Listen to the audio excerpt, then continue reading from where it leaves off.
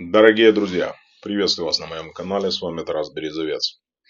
Ведущее американское издание New York Times сравнило действия президента Дональда Трампа с мафиози и написала о том, что политика нынешней администрации будет иметь крайне негативные последствия как для Вашингтона, так и для Дональда Трампа. И это посылает крайне неверный сигнал врагам Америки во всем мире.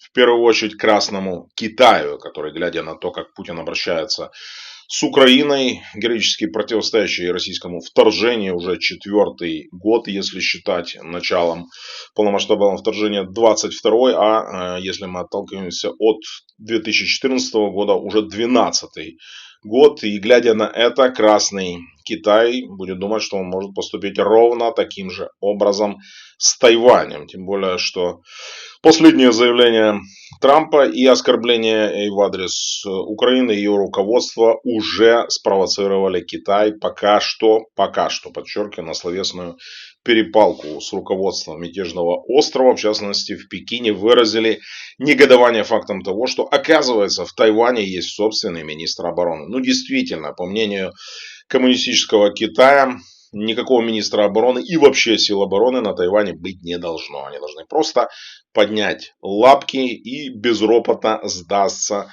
на милость красного монстра.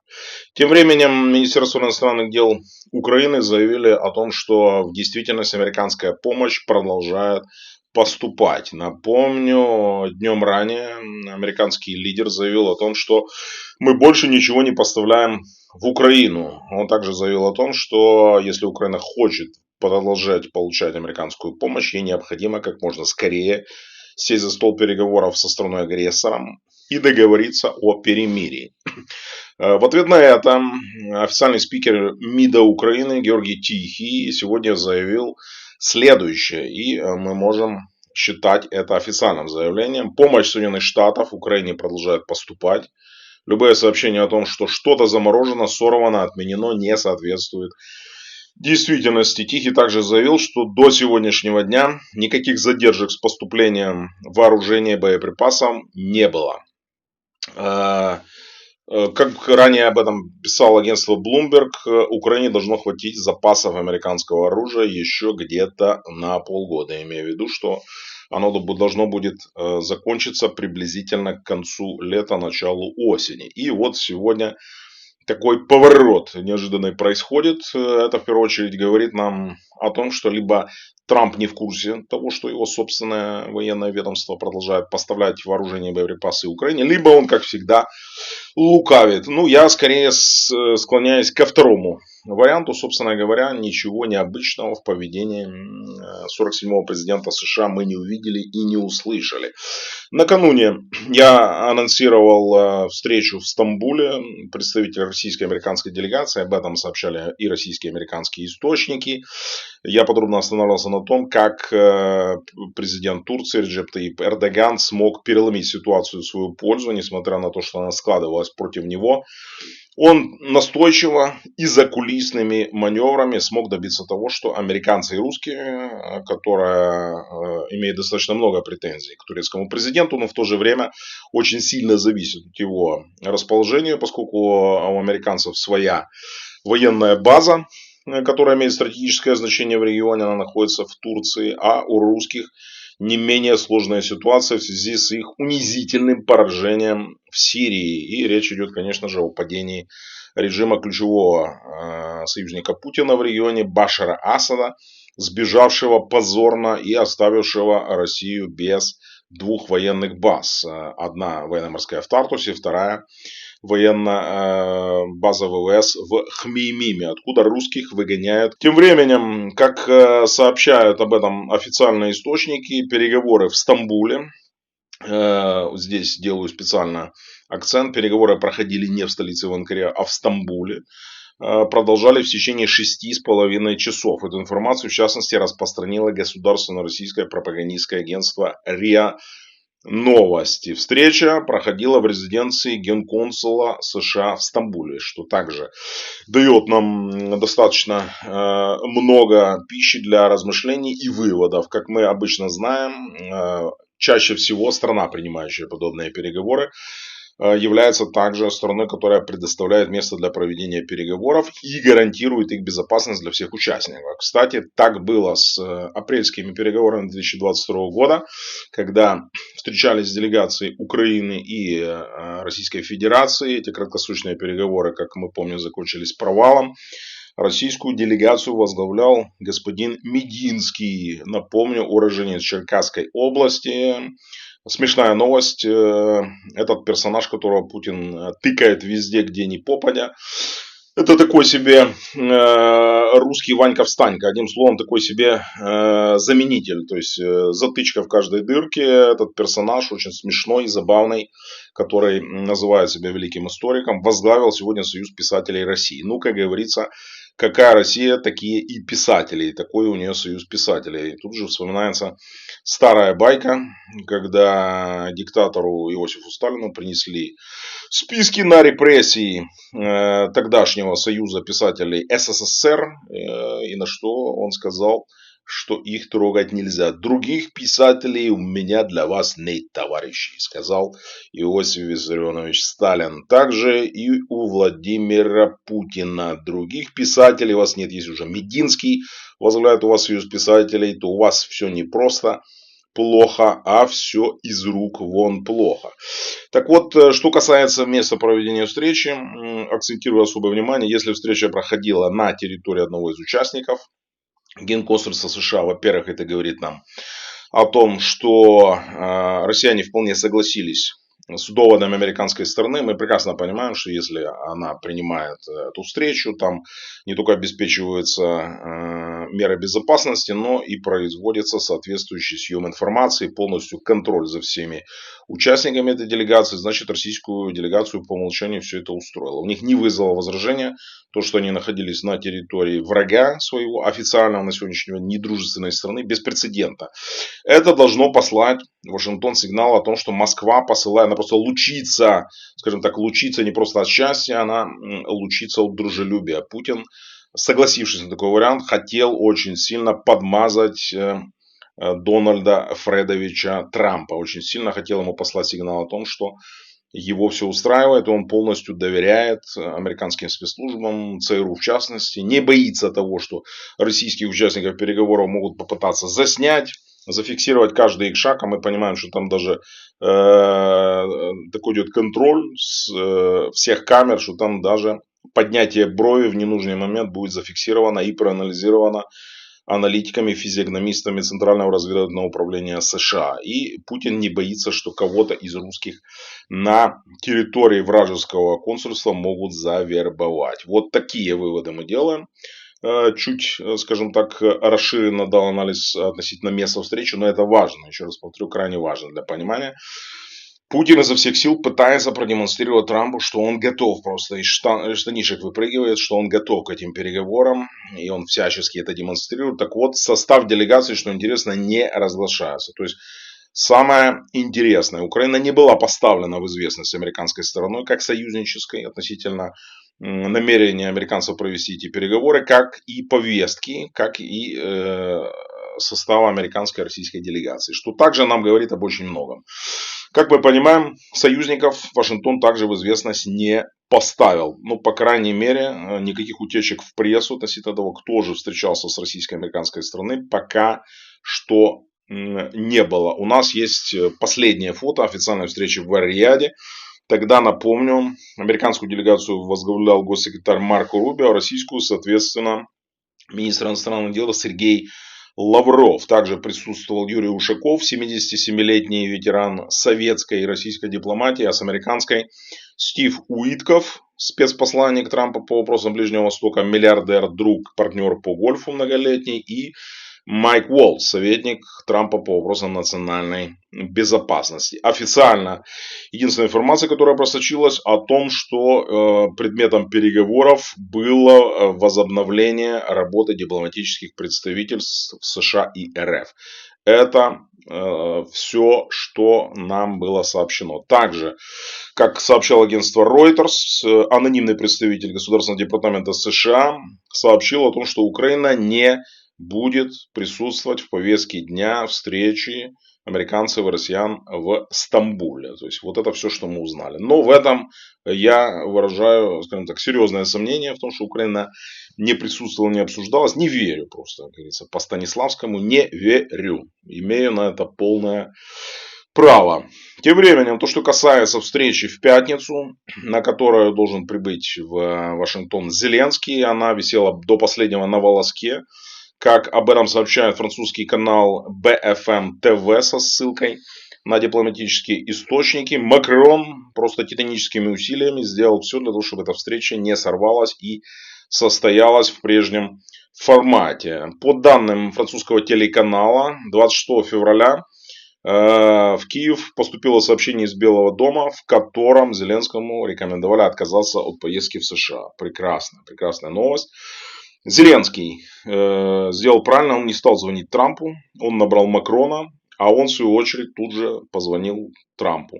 То есть из этого мы делаем вывод, что от Макрона Трамп трубку берет всегда.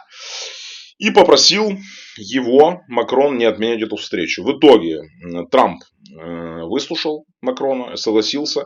И через несколько часов публично последовало заявление Белого дома о том, что Зеленского ждут в Вашингтоне. В ходе этого визита, как ожидается, будет подписано двустороннее соглашение об использовании украинских редкоземельных металлов. Рамочные соглашения, как заявлял Зеленский днем ранее, уже достигнуты. Ранее была информация о том, что документ будут подписывать Марко Рубио и Андрей Сибига, министр иностранных дел Украины. Но в итоге стало известно о том, что и документ все-таки подпишут в присутствии президента. Произойдет это завтра. Дональд Трамп в присущей ему типичной манере, ничтоже сумняшися, в ответ на вопрос, ведь он совсем недавно называл Зеленского диктатором без выборов, он заявил буквально следующее. У него спросили, считает ли он Зеленского диктатором до сегодняшнего дня, на что Трамп отвечает, внимание, я такое говорил, не могу поверить, что мог такое сказать. Вот цитата Трампа. Об этом он заявил во время встречи с премьер-министром Великобритании Киром Стармером. Эту встречу цитирует британская радиовещательная корпорация BBC. Ну, как говорится, no comment в этой ситуации. Я думаю, что вы и сами знаете ответ, почему это произошло. И вы уже ничему не удивляетесь. Я не удивляюсь ничему. Все, что касается американского президента, все, что он говорит, произносит, делает, обещает, отказывается от своих слов. Одним словом, все идет по плану. Тем временем, американское экономическое агентство, крупнейшее Bloomberg, раскрывает подробности того, как проходили переговоры, очень сложно в Эр-Рияде, и что происходило за кулисами. Путинский канцельерий теневой решала Кирилл Дмитриев, напомню, уроженец Украины, он родился в Киеве в 1975 году, у него до сих пор есть гражданство Украины, как и гражданство РФ, человек всеми фибрами своей души, ненавидящий страну, в которой он родился. Он ненавидит Украину, ненавидит украинцев, считает нашу страну недоразумением и прилагает все усилия для того, чтобы Украина исчезла с карты мира. Ну, собственно говоря, ничего нового здесь нет. Самые большие враги Украины это те люди, которые здесь родились, такие как он, как Мединский и прочие, которых произвела украинская земля, потом она отторгла от себя всю эту и вот это ей, собственно говоря, пытается отомстить при каждой возможности.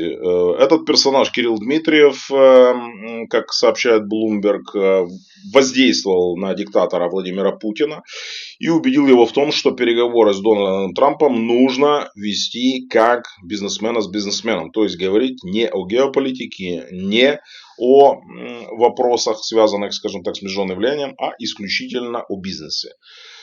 После этого, когда Путин увидел, что этот подход с Трампом работает, Дмитриеву расширили возможности и полномочия.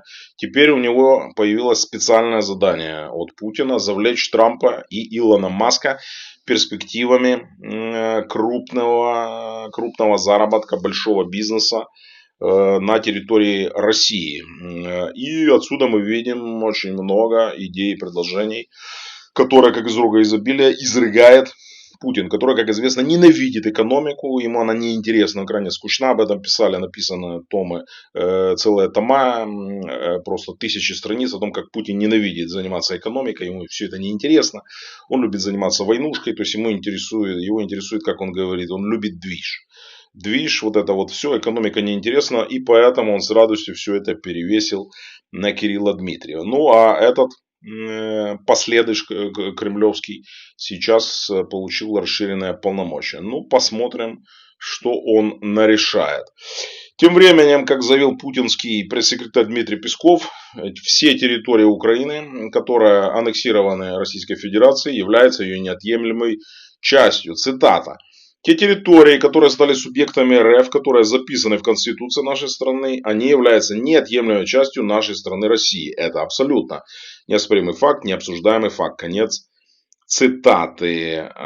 Также Пескову задали вопрос, не будет ли это препятствием для переговоров с США, которые, как известно, устами президента Дональда Трампа пообещали Украине вернуть как можно больше территорий. На это он ответил, что России и США удастся пройти сложный процесс украинского урегулирования.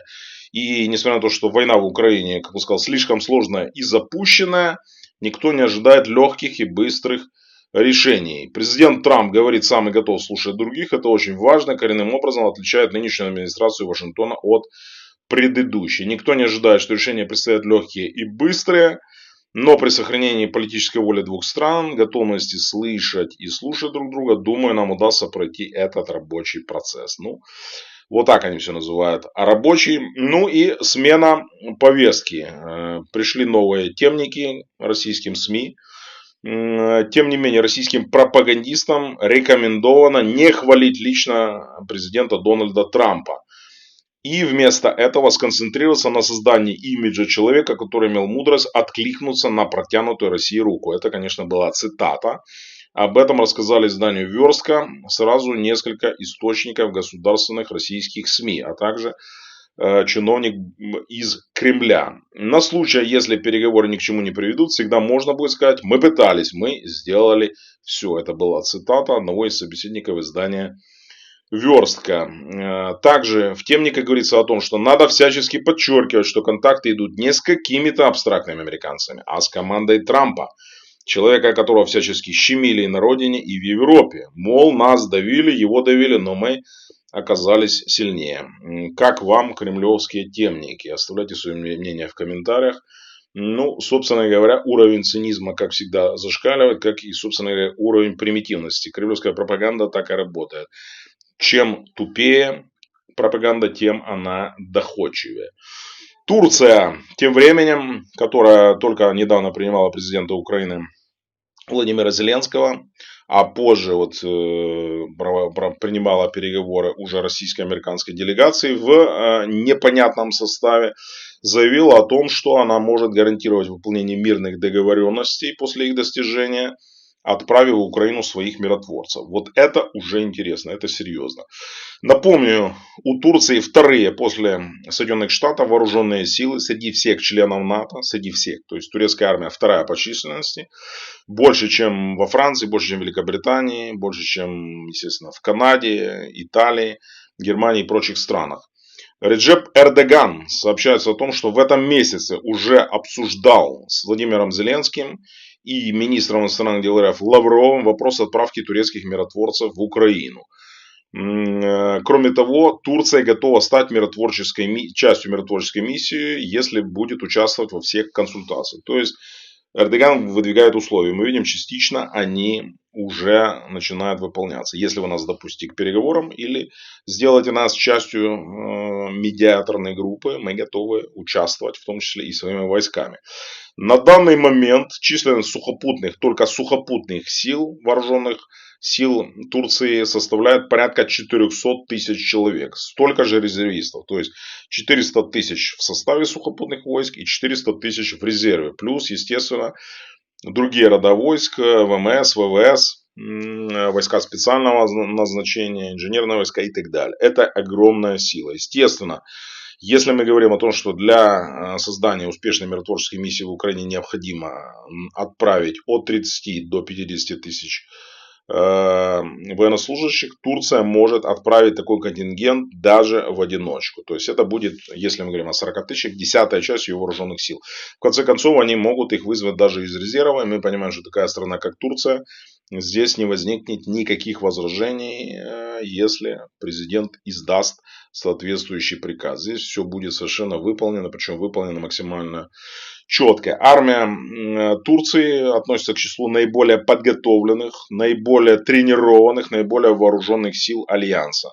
У Турции великолепная собственная оборонная промышленность. Они производят уже в данный момент, мы знаем, прекрасные беспилотники Байрактар. Они производят собственные танки, близки к созданию уже собственной авиации. Одним словом, это страна, имеющая полный закрытый цикл производства всех типов вооружений и боеприпасов к ним. Ну и флот. У них великолепные верфи. На территории Турции расположены сотни верфей, частных и государственных, которые оказывают услуги ремонтные, а также судостроительные сотням компаний в мире. И производят великолепные военно-морские корабли, в том числе и для Украины, как известно. До окончания войны они будут находиться в турецких портах, ну а потом они уже, естественно, будут перебазированы в черноморские порты Украины. Одним словом, Турция это страна, которая может решить вопрос даже в одиночку, если ей еще помогут другие страны Альянса, в частности речь шла как минимум о французах и британцах, тогда вопрос миротворческой миссии можно будет считать успешно закрытым. Ну, собственно говоря, вот такие у нас новости на сегодняшний день. И последняя новость. Шпиономания в России начинает цвести буйным цветом. Диктатор Путин на коллегии ФСБ в четверг дал задание усилить контрразведывательную деятельность против вражеских западных спецслужб. Регулярные сводки и донесения показывают, что активность иностранных разведслужб в период проведения специальной военной операции возросла, повысился уровень их технической оснащенности, сказал капитан Очевидность. Далее по тексту. Необходимо серьезно усилить контрразведывательное прикрытие информации военного и стратегического характера, связанной с государственным военным управлением, созданием новейших вооружений, да и просто передовых технологий в других отраслях. Каких таких, интересно, передовых вооружений Россия, чем она может похвастаться на данный момент? Речь идет всего лишь о лицензионном производстве турецких беспилотников типа «Шахед», в чем Россия действительно преуспела. Это производство собственных средств радиоэлектронной борьбы РЭП. Здесь нет вопросов. Они действительно передовые в плане и разработки, и производства. Есть чему поучиться здесь и западным спецслужбам в том числе. Но, тем не менее, все остальные, как мы знаем, в отсутствие западных компонентов, все это работать и производиться в должном количестве, естественно, не будет. Шпиономания в России, как пишут российские оппозиционные СМИ, достигла рекордных масштабов со времен развала Советского Союза. За последние 3 года, 2022, 2023, 2024, фигурантами уголовных дел по статьям государственной измены и сотрудничества с иностранным государством, а также шпионаж, стали 792 россиянина. Это в 4 раза больше, чем за предыдущие 25 лет. То есть за 3 года привлекли в 4 раза больше, чем за последние четверть столетия. Ну, собственно говоря, все понятно, все возвращается на другие своя. Самое время пересмотреть фильмы поздней перестройки, типа «Холодное лето 53-го». Одним словом, ждите, скоро все это будет. Высылка поселения, враги народа, массовая депортация. Все это ждет. И, как говорится, этот зверь, он начинает кусать и грызть уже себя за собственный хвост. Ну, а дальше больше. Друзья, берегите себя, подписывайтесь на канал, лайкайте, шерьте, комментируйте эту трансляцию. Будьте активными, обязательно оставляйте комментарии. Это очень важно для продвижения алгоритма YouTube. Становитесь спонсорами канала для того, чтобы получать эксклюзивные возможности просмотра видео. Слава Украине, слава ее вооруженным силам, слава украинскому спецназу, слава украинским силам территориальной обороны. С вами был майор украинской армии Тарас Березовец, друзья. До новых встреч. Пока-пока.